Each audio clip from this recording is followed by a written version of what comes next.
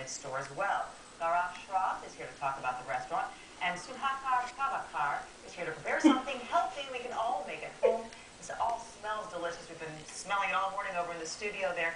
First of all, let's talk about the restaurant a little bit. You've already got a grocery store going. Yes. Tell me what's going to happen on the other side of things. Well, the restaurant opened at the end of March, and it's open to rave reviews. We're getting a lot of traffic in as it is, but we've got a very family-friendly atmosphere. It's quick service, so no waiters or waitresses. CurryUp. Right, ready to go quickly. Probably get your meal within 10-15 minutes. Everything is still served fresh. It's still prepared fresh. So it's not like going to a normal fast food place where everything's already prepared. We still do everything made to order. Okay, and what about what's on the menu? What kinds of things can people expect? Are we still talking about chicken and things like that? Yes, we have chicken. We have fish curry. We're going to start introducing some lamb, some goat. We also have a lot of vegetarian, vegan-friendly meals, gluten-free meals, different things for basically everybody. We got something for every kind of taste. And you know, I think a lot of people might be afraid of curry because they think it's going to be overly spicy, especially after that movie we were just talking about with something about Polly or whatever it's called, with Ben Stiller, where he kind of got overheated. But curry is actually very tangy and very flavorful, and really people ought to give it a try.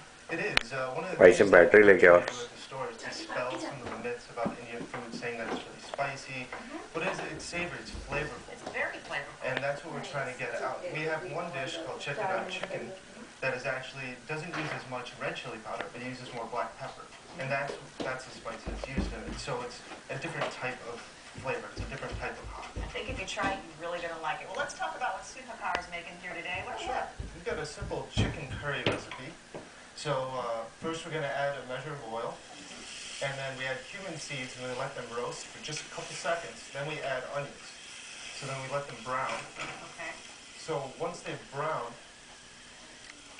we start to add ginger garlic paste. And you actually said that curry, while it's a seasoning as well, it's also a style of cooking that's very good for you. There's a lot of beneficial nutrients about it. Spices in general just kind of bring the heat out. So in India, when people get cut or anything like that, this turmeric right here, it has antiseptic properties. So they actually wet a little bit of it and make a paste and apply it to the cut instead of putting a bandage or a Neosporin or anything like that. There you go. Should be all better at the same time. Yeah, get something good in your belly. All right, we've got the onions and the cumin seeds. What's next? So then we add some ginger garlic paste to the mix. To make the ginger garlic paste, it's just 1 part ginger to 1 part garlic. And they add a little bit of oil behind it. You can blend it in a food processor. And then you add that in, which we've already done over here. And then you let that brown as well. But you don't want to let it sit too long, otherwise the garlic will actually start to stick to the bottom of the pan in the mix. And then we add spices. So we add a little bit of turmeric. This is where all the flavor of the tang comes from. Coriander powder. And a little bit of red pepper. And that's what's making up the curry? It is. Okay. And you want to 3 different things? 3 different things. Okay. And you want to add it while it's hot. You want to let it roast in the oil for a while. And that's what really brings that great flavor out of the dish. So once you let that go for a couple minutes, then you add tomato. And then you cook the tomato until you can kind of mash it down until it kind of becomes a puree. You really want them to get cooked thoroughly, and you want the water to be released from the tomato to kind of make a tomatoey paste out of it. That really looks delicious. And that's what's going to add the moisture, because we don't add any water traditionally to it. So the water is going to come out of the tomato, and it's also going to come out of the chicken. Okay, great.